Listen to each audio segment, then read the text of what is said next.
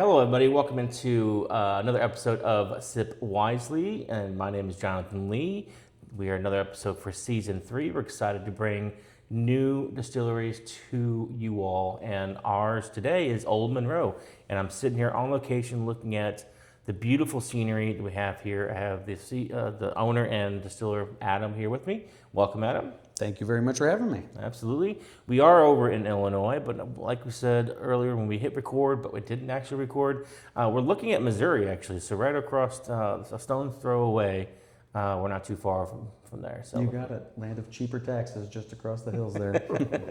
And I'm also here with one of our members. So Arthur, welcome and thanks for joining us. Thank you. We came down in the pouring rain today and get to experience everything Old Monroe. So Absolutely. we are going to learn as much as we can in our time here about your business, product, the grain grass thing you have going on. But let's start with telling us a little bit about you and kind of how did you come to be where you are today? Yeah, for sure. So there are, a lot of things that influenced along the way, and I'm going to forget thousands of them, obviously. But, I always like to start the story with my wife, Laura.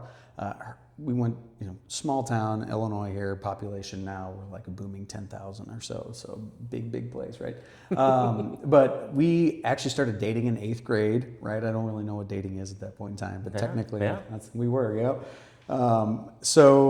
started dating in 8th grade, and then, of course, ended up going away to school, away to another booming metropolis, Rolla, Missouri. Educated as a mechanical engineer there. While in Rolla, lived in a house with a handful of other guys, and we like to consume alcohol, of course. Why not? We're in college, that's what you're supposed to do. But we're engineering students as well, so just started asking questions, and people have been doing this for thousands of years. Like, surely we can do it, right? We could.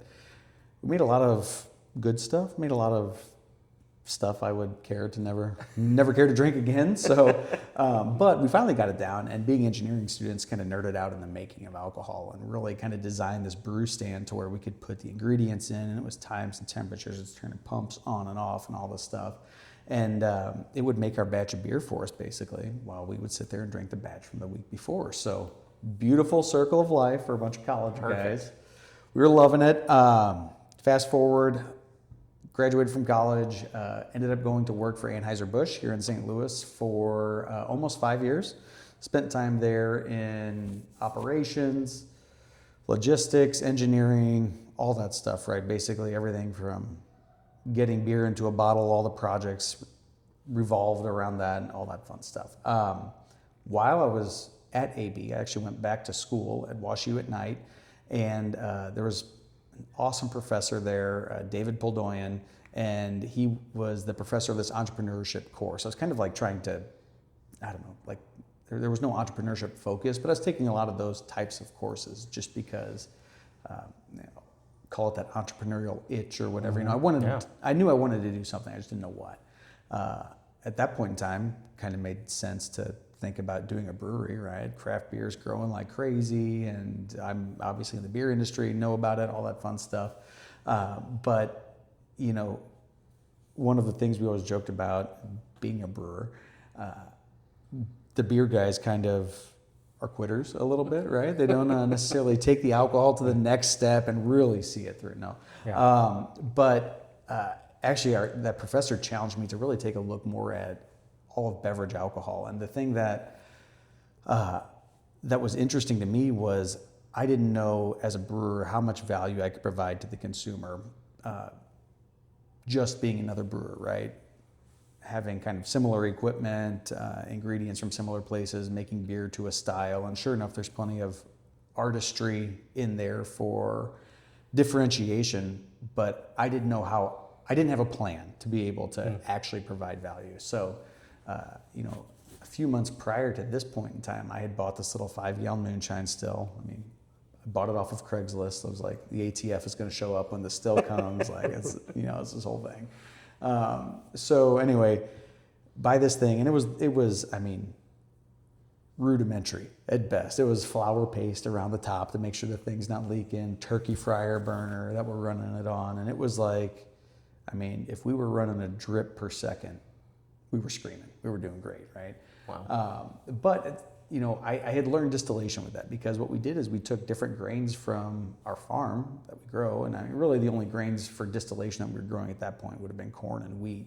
And we just did, here's a 100% corn mash, distilled that. And what we would do is we would keep 50 milliliter samples from the first drip that came off to the last drip that came off. And what we did is, while yes, there's a lot of variables that influence how something might taste up to the point of distillation, we tried to get a handle on what does a particular liquid look like from a particular grain, and how does that change over the course of distillation. So when you taste corn, it tastes completely different than wheat across there. And then like you kind of get these ideas of these, you know, we were running a pot still at that point, obviously. You get these different ideas of cut points and all that, and they might be different for different grains. You know, ended up having to buy some rye and some malt, and we tried those as well.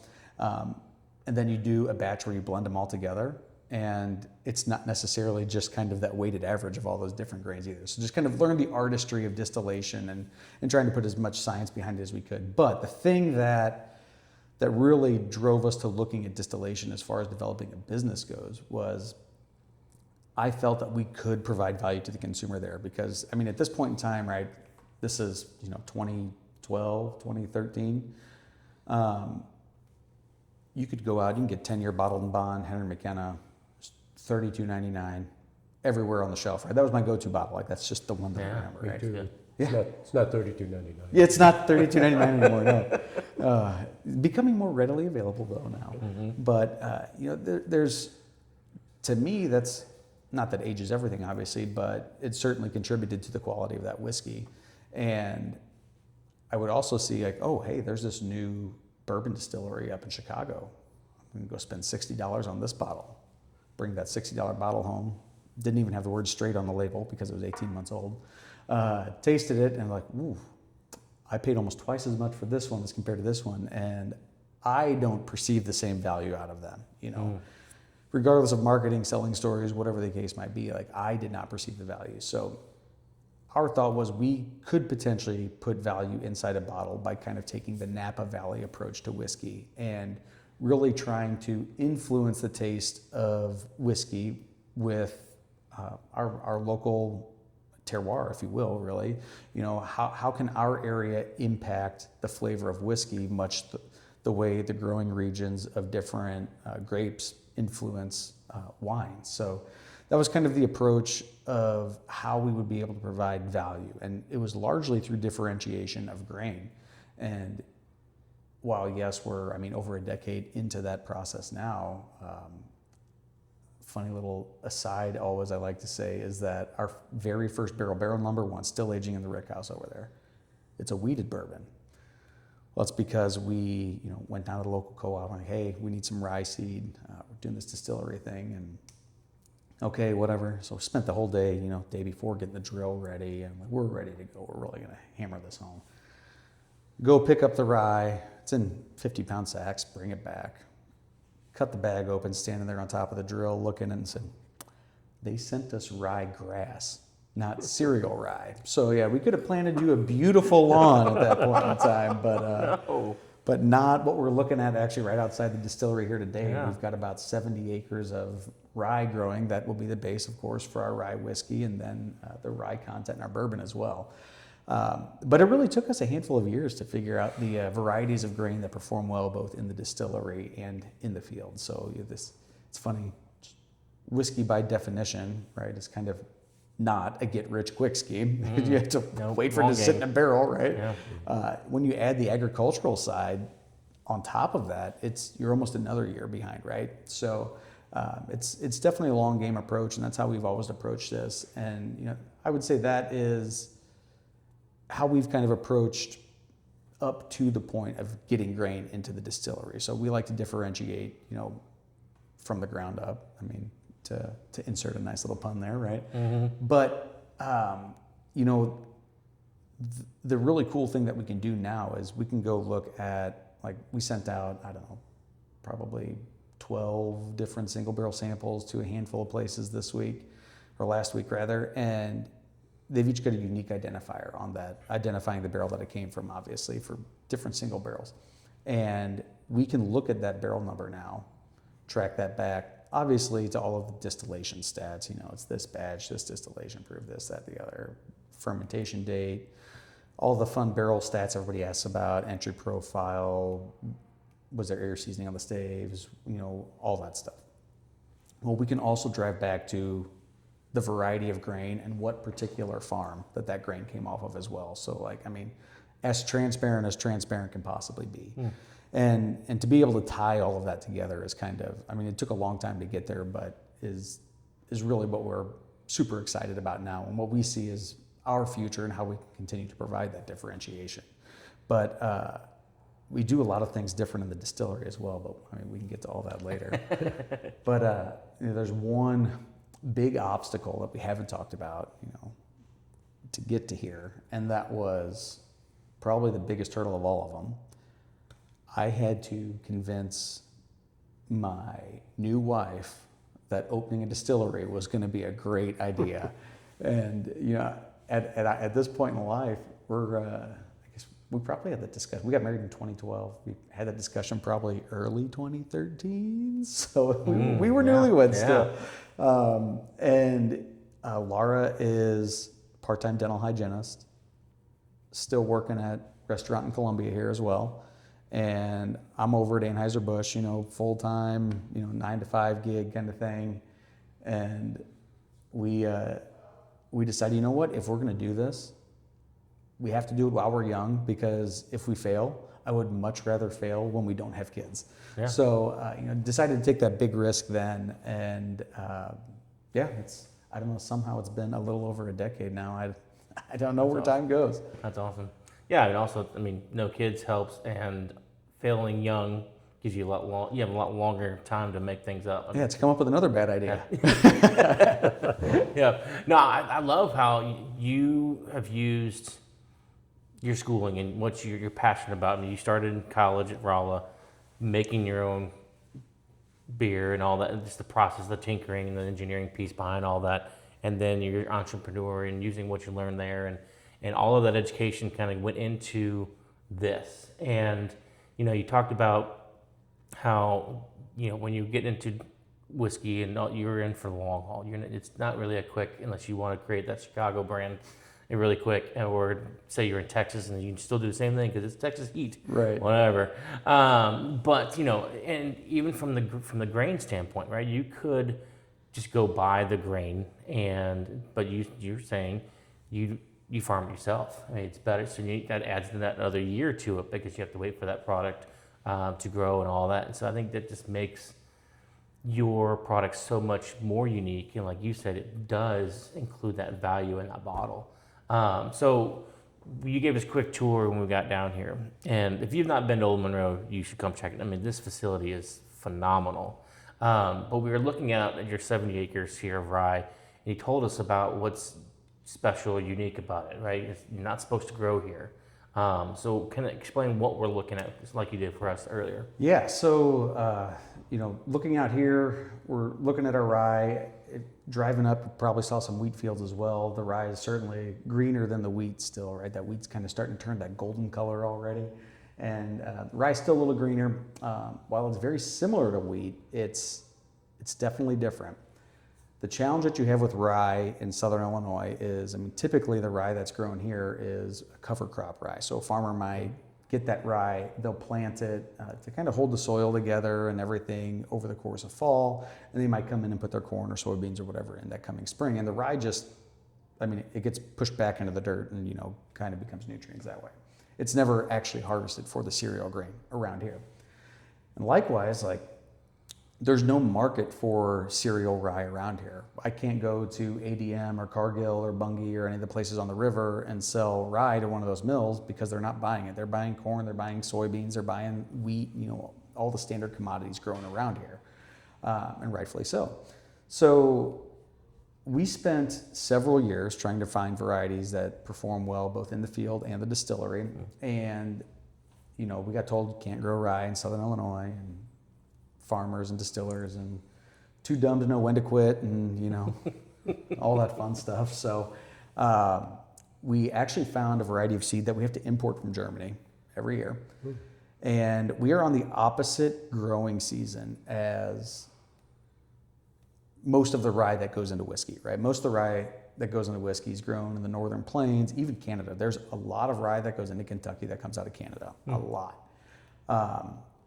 They plant rye like we plant corn. They're going to plant in the spring and harvest in the fall. Well, we're going to plant this rye like we do wheat. So first thing we're going to do is get an early group bean in, say, last year, right?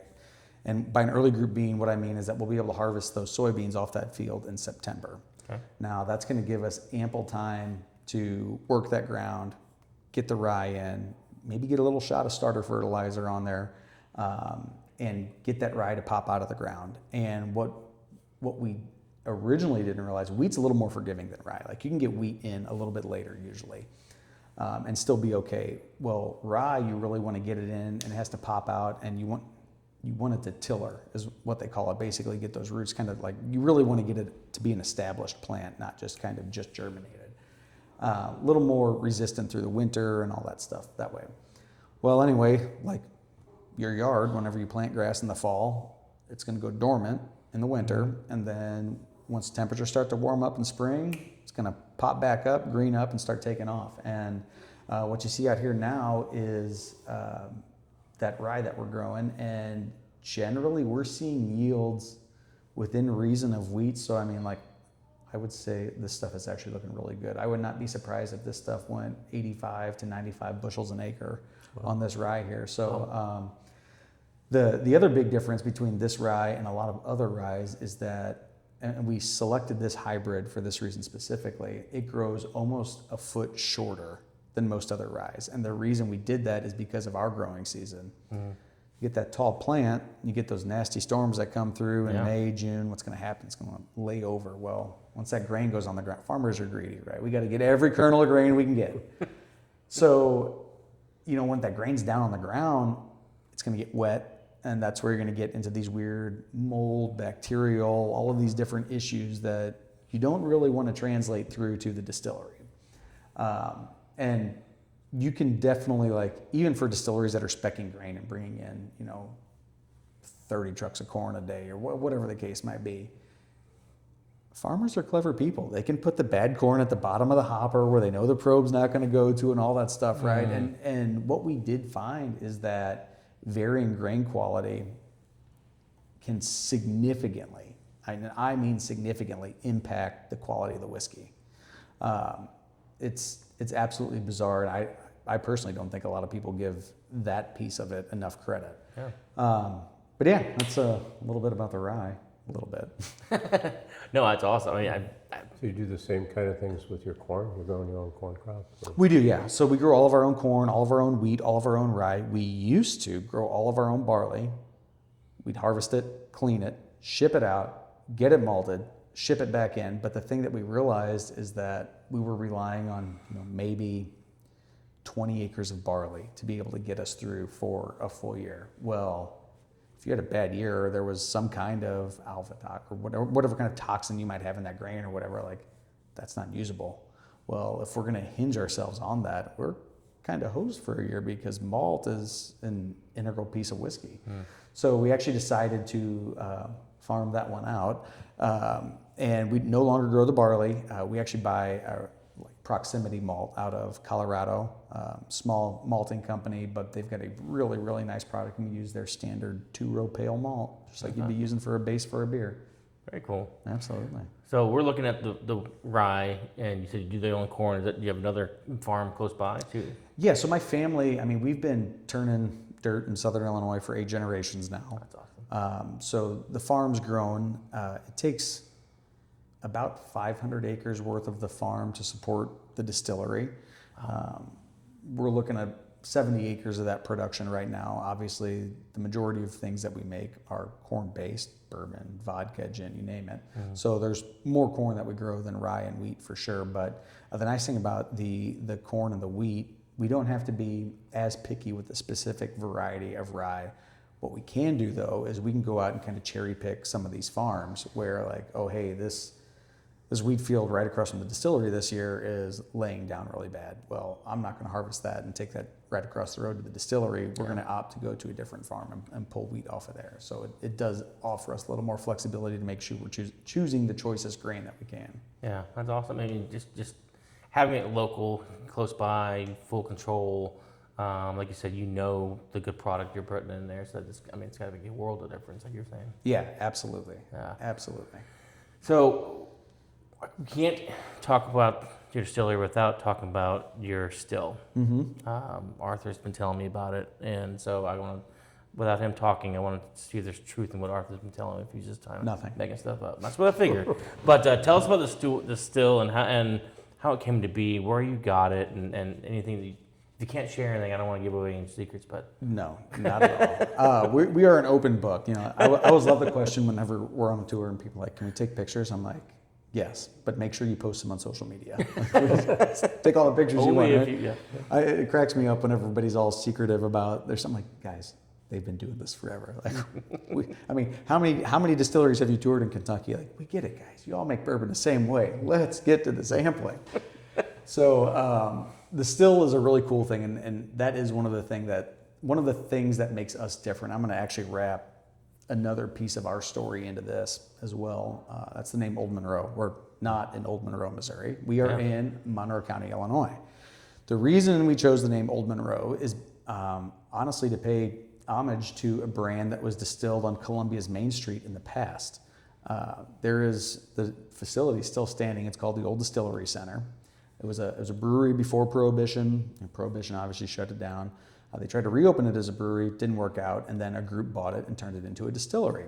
They ran from 1941 up until 1964. Their flagship was Old Monroe.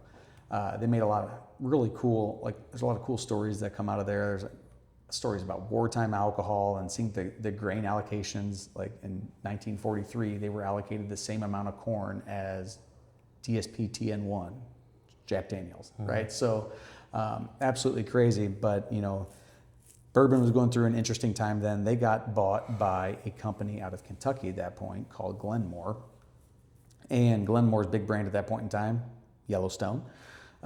There's stories of Yellowstone actually being bottled here in Columbia and all that stuff as well. And then eventually that sale happened in 1960. Closed in 61. They closed the distillery physically down in 1964. And then they shipped all 28,000 barrels up to the world's largest bourbon distillery at that point in time in Peoria, Illinois. It was the old Hiram Walker facility, which is still standing up there today, and went off into a lot of those different brands. So that's kind of the Old Monroe piece of it, but kind of this rooted in history piece, right? And now that directly translates to our production as well. So I like to say we make old whiskey. Our oldest barrel is barrel number 1, so it's 10 years old right now. But old whiskey in the sense of making whiskey the old way. And we see that through, a lot of people say pre-prohibition and that kind of thing. And yes, but we take that to another level. I'm a whiskey nerd, and we've really developed our process around my favorite period of bourbon production, and that is right after the repeal of Prohibition. So from about, call it the mid 30s through, I would even say the early 50s. I feel like bourbon was just at its peak. And the really cool thing is there was a lot of information flowing then too, right? I mean, Beam in Claremont, Kentucky didn't exist. They were rebuilding that distillery, and there were just journals being published and all this stuff. So a lot of cool stuff flowing around.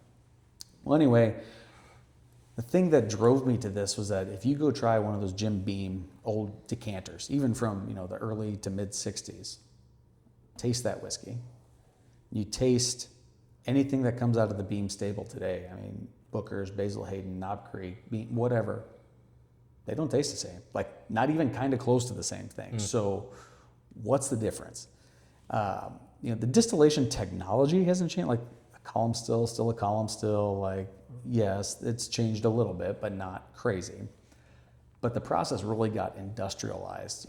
Whiskey had had this peak, and then the whole love watching the show Mad Men, right? Yep. And you see this bourbon craze, and they play the alcohol trends out very, very well on that show because you see everything transition into clear spirits later on in the series. And well, what happens, a lot like bourbon is going through right now, quite honestly, the first step is we're going to start cutting costs. Well, you kind of get through this extra industrialization period where now we're distilling with enzymes that we're going to put into the mash instead of using malt to do the conversion naturally and these kinds of things. So anyway, our process is completely rooted around that. And honestly, it's largely designed around, we got an original operating manual from Seagram's in little Lawrenceburg, Indiana. So MGP is dated 1947, and much of our process is designed around that 1947 operating manual, even down to the size of the grain that we run off the mill, like the grist profile. Okay, great. We mill with roller mills instead of hammer mills or pin mills because hammer mills can heat grain up and all this stuff, and they didn't run those back in the day. We're going to make historically accurate whiskey, right? All right. Hammer mills, we do use enzymes a lot of times, but there are times when we're actually running our true pre-prohibition style where we do not use enzymes at all. And I'm here to tell you, when you make rye whiskey without enzymes, it's a long day. Rye's really sticky. It gets interesting. But, we do that. We have, the process is designed around like a step mash as well. It's all done atmospheric, not under pressure. So we're cooking corn separately, then adding the rye, then adding the malt, all this stuff. And then eventually you're going to fast forward and get to the still, right? Well, this is our 6th distillation setup, and it is 104 years old this year. So when you tour the distillery, you'll see it standing there. It's all this really cool copper-looking stuff.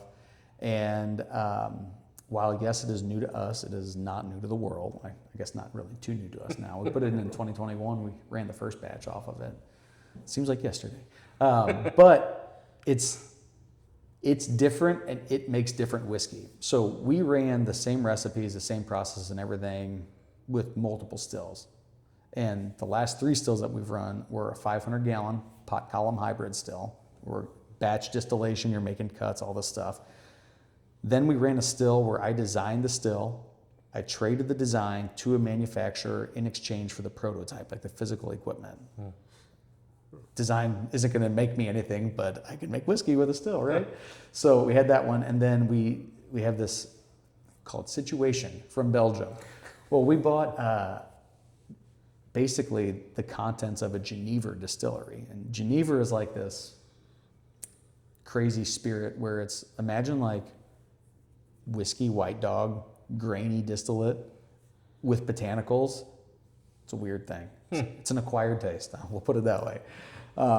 Well, we actually, we brought it back and talked to the family that, owned this equipment. And we did what Americans do, and we effed up all of their fancy equipment. Because they're super like hush-hush about how Geneva's made. Not like they treat it like almost more secretly than we treat bourbon, and all this stuff. It's really cool. But we turned it into a traditional, what I would call a Kentucky-style beer still. So 28-inch solid copper stripping column, and then we've got an 800-gallon solid copper doubler. The one thing that we did do a little differently, and I know that there's at least 2 distilleries running one of these. I don't know how many more, though. A vented low wines condenser. And the 2 that I know are running it are Wilderness Trail and Peerless. Okay. And that is a mechanism to be able to make a heads cut. A story for a different time.